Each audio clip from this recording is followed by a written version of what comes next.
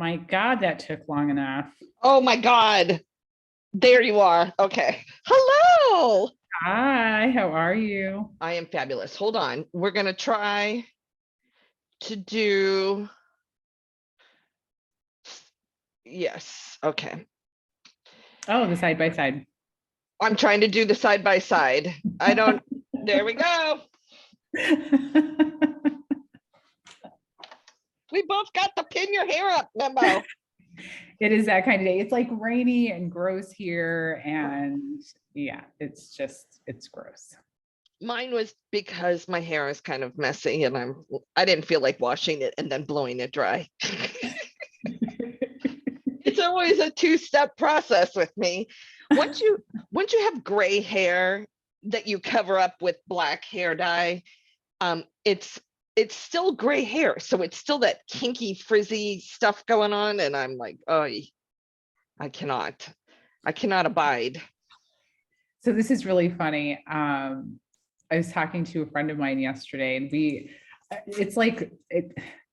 we got into this topic of white supremacy, and he made the comment. We were talking about how if you have even an ounce, because I refer to myself as a Black woman, and he's like, but why couldn't you be a white woman? He's like, you're equally both. And I'm like, well, there's a few reasons. One, that's how I personally just identify, but two, that's how I was kind of told to identify, because when I was in second grade taking the Iowa test, and it was back then, it was check one box, right? And I didn't know which box to check. So I raised my hand, being 7 or however old.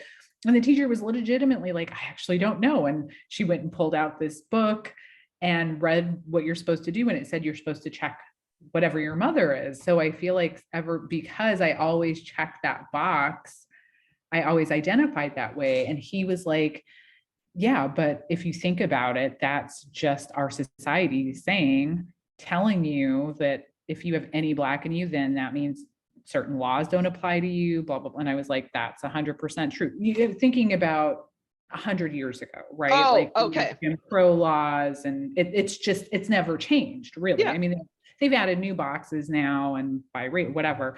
But then it was really funny. He goes, why aren't you just gray?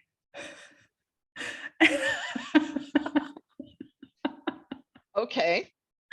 So I'm like, okay. well, technically, yes, you mix Black and you mix white and you get gray. Right. But I'm like, I don't want anything to do with gray yet. Nobody wants to be gray. What are you, crazy? Although the 20-something-year-olds, it kills me. Like I was I had gone to get my hair cut like 2 or 3 weeks ago. And this woman came in and it was gorgeous. She had this beautiful, shiny silver, and she had like a purple kind of overtone, and it looked gorgeous. But she was like 30. It's I'm like, but it does look different when when you're choosing it versus like coming, because the texture is different. Yes, it is. The texture is what the killer is, really. Who knew? I'm like, part of it is when I grew up, there was a commercial. It's so funny because, we met in a media setting, and I used to always say advertising doesn't work on me. Well, now I've figured out it totally does. Advertising works. Yeah. 100%.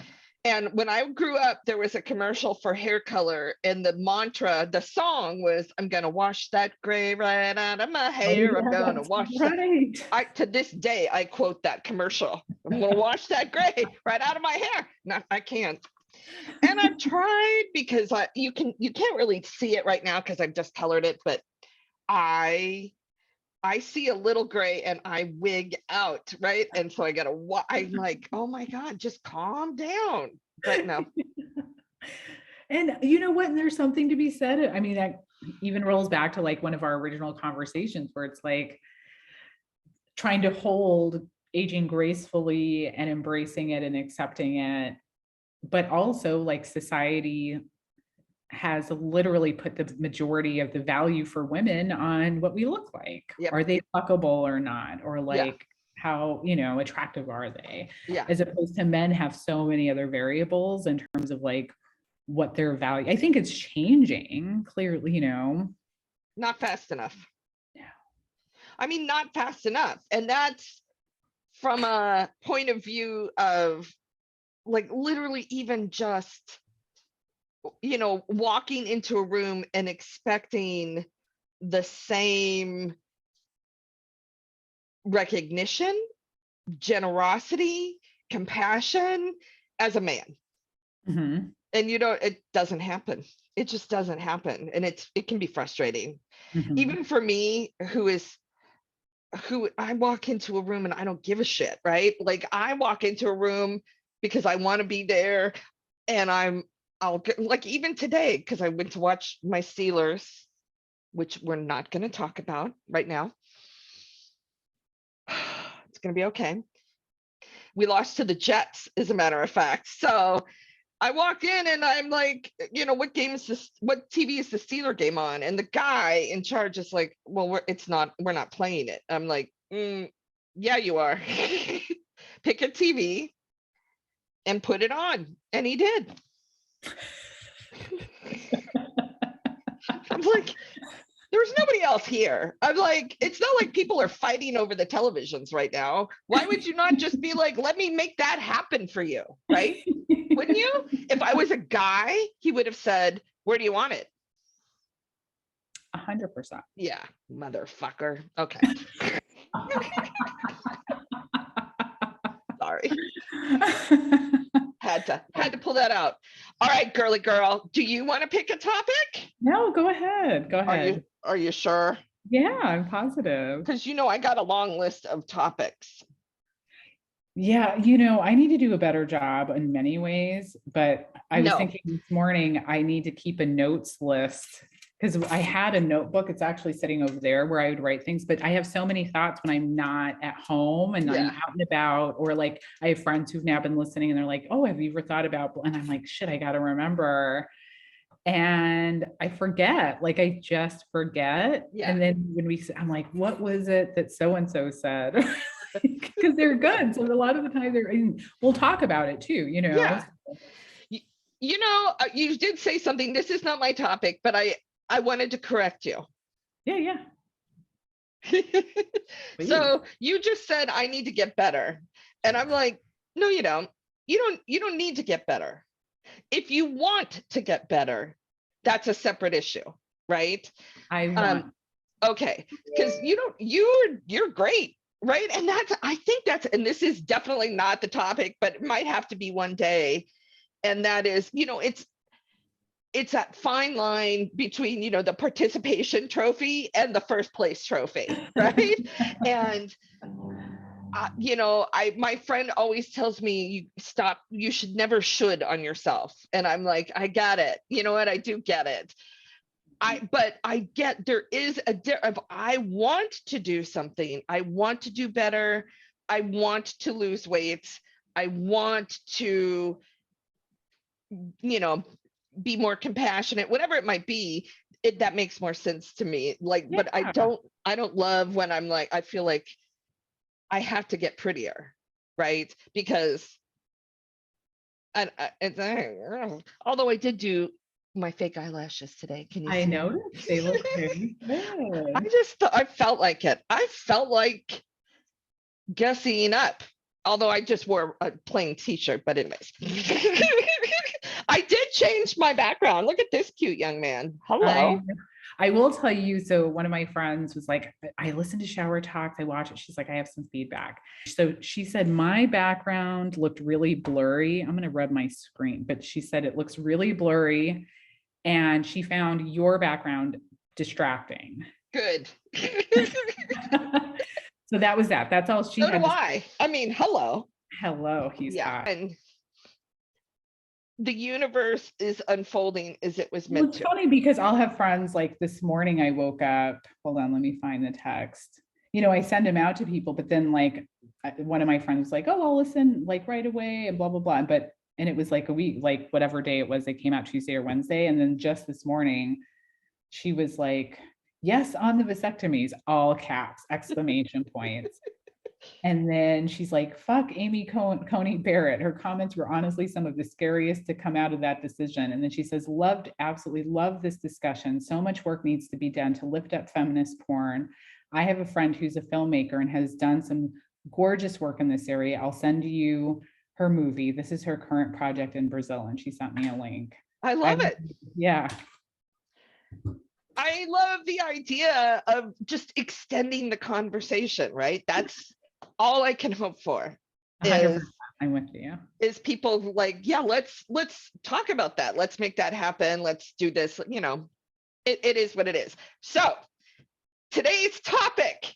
What were you thinking about in the shower? Oh my God. Yeah, right. So it's so funny. I actually, you know, as a side note, I got a message from a friend of mine that said, hey, this came up in my memories and I wanted you to know you've made a difference in my life. And I thought, oh, how nice was that? It says this memory came up and it made my day. So thank you for making an impact on me too. Just saw that you landed a new role as well, continuing to do good work. Congratulations. So I was like, what memory was it? And I sent him in 2012, I sent him a message. And literally this is what I've heard a lot of talk recently about the power of one. Both Impact Northwest and REAP have used it as mantras. So I started to think about it more intently. And this came to me in the shower this morning. So I was like, even in 2012, I was doing my best thinking in the shower. Don't we all? But anyways, okay, so here is, and I don't know that this is going to be a great topic, so we may move on, but okay, it's just something that I keep like flipping back and forth on.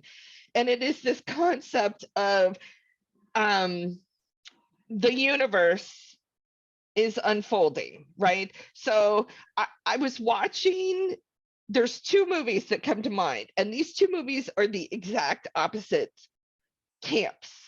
Okay. One of them is The Secret, right?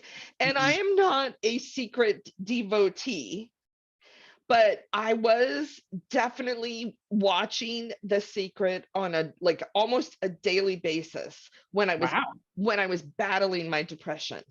Okay. Right? Helped you. Like it didn't help me. Actually, it didn't help me at all, which is why I was watching it daily, because daily I'm like, please let something break through.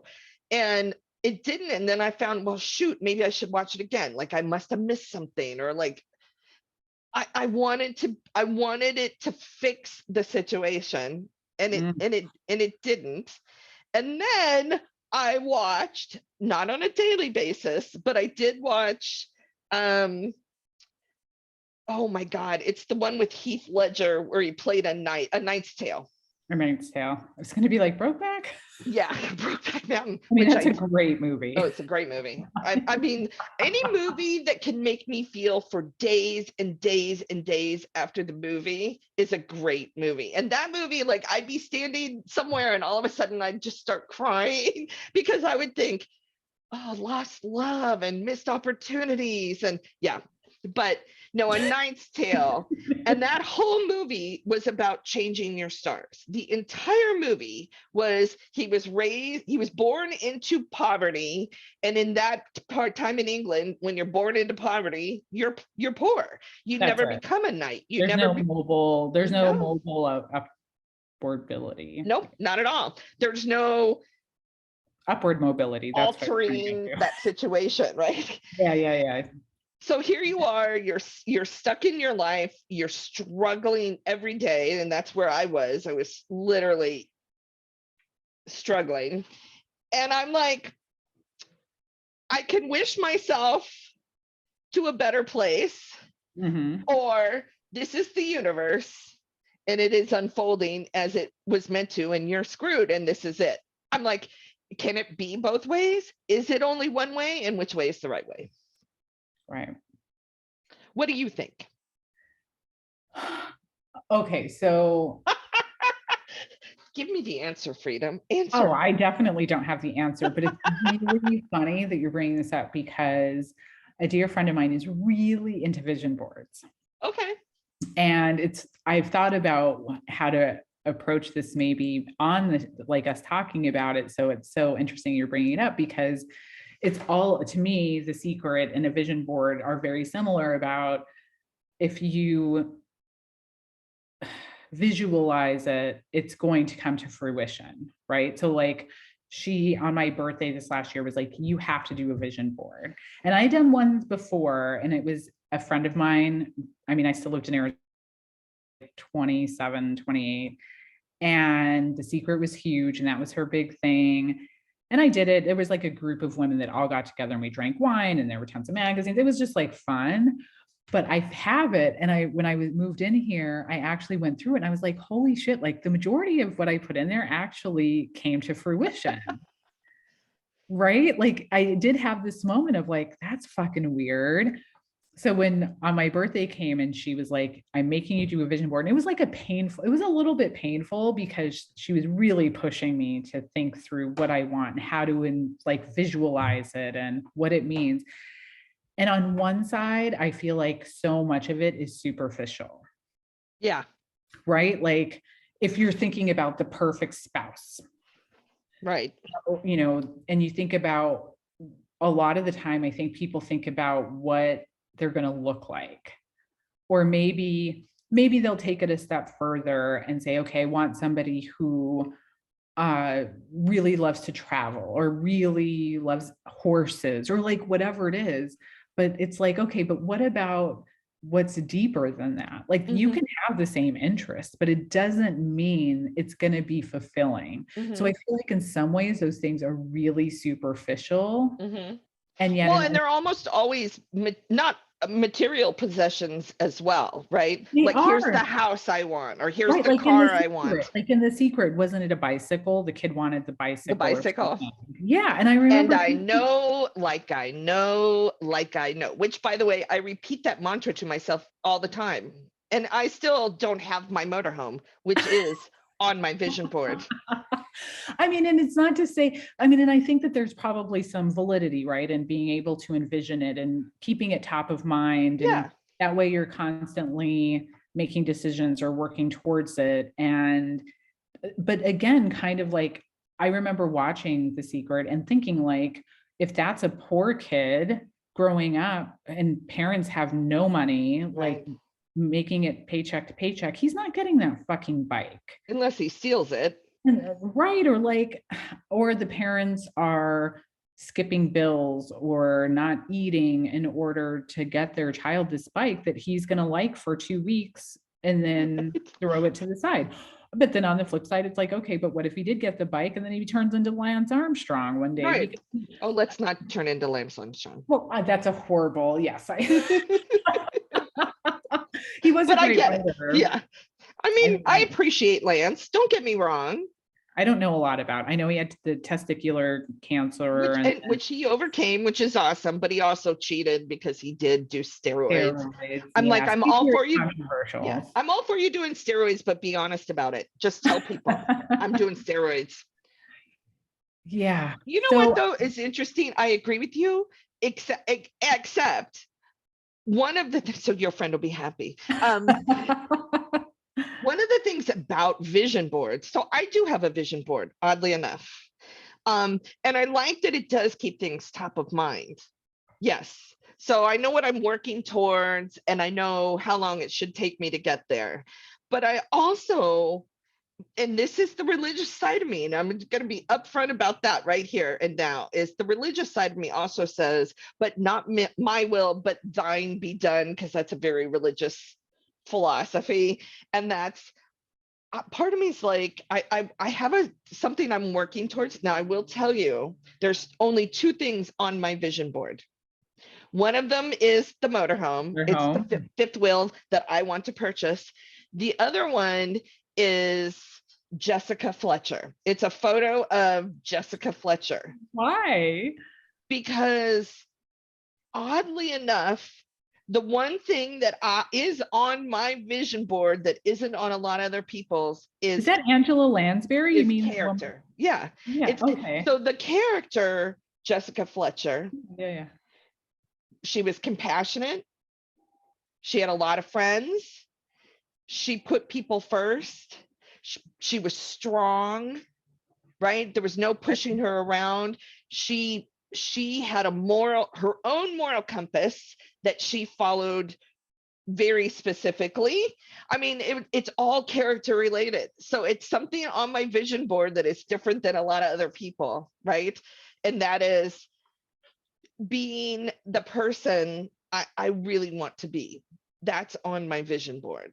Not just what you want to look like. I have nothing to do with what I do not want to look like Angela Lansbury. Not that she was stunning, don't get me wrong, but I'm never going to look like Angela Lansbury. So it is not an issue for me. No, but it's the person, it's the character. 100%. I think there's definitely something. And I will say, like, I did mine in March. And one of them that I had was volleyball because I used to love playing. And I've been playing, like I've been in 2 leagues now. I'm getting ready to join another one. Like, even though we lost in the playoffs, that's okay. Hey, you made it to the playoffs. Everybody did. Oh. I found that out that night. I was all proud of myself, like, oh, our team, like we made it to the playoffs, and it's like, oh, everybody went. Oh my God. So you got the participation trophy. Got the participation trophy. But you know what? It was such a good time. So it's total. I don't. In that sense, that's awesome. And that's what more could you want, right? Is having a good time and hanging out with friends, getting exercise. I mean, it's kind of a win-win in that sense.